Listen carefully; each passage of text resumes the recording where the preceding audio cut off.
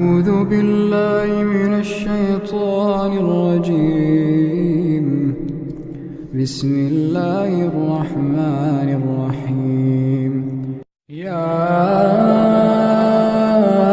أيها المزمل قم الليل إلا قليلا نصفه وانقص منه قليلا أو زد عليه ورتل القرآن ترتيلا إنا سنلقي عليك قولا ثقيلا إن ناشئة الليل هي أشد وطئا وأقوم قيلا إن لك في النهار سبحا طويلا واذكر اسم ربك وتبتل إليه تبتيلا رب المشرق والمغرب لا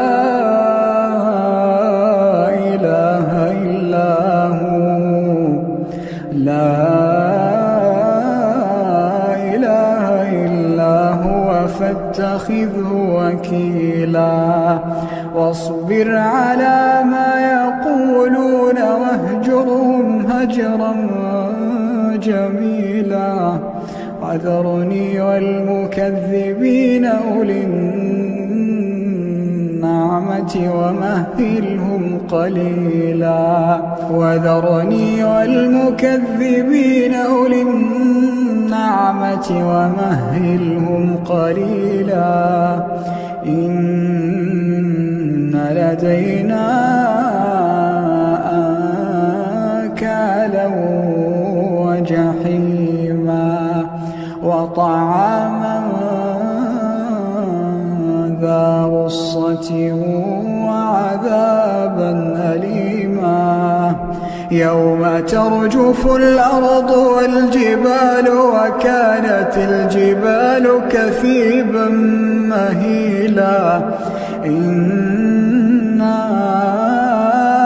أرسلنا إليكم رسولا إنا أرسلنا إليكم رسولا شاهدا عليكم كما أرسلنا إلى فرعون رسولا فعصى فرعون الرسول فأخذناه أخذا وبيلا فكيف تتقون إن كفرتم يوما يجعل الولدان شيبا السماء منفطر به كان وعده مفعولا إن هذه تذكرة فمن شاء اتخذ إلى ربه سبيلا إن ربك يعلم أنك تقوم أدنى من ثلثي الليل ونصفه وثلثه وطائفة من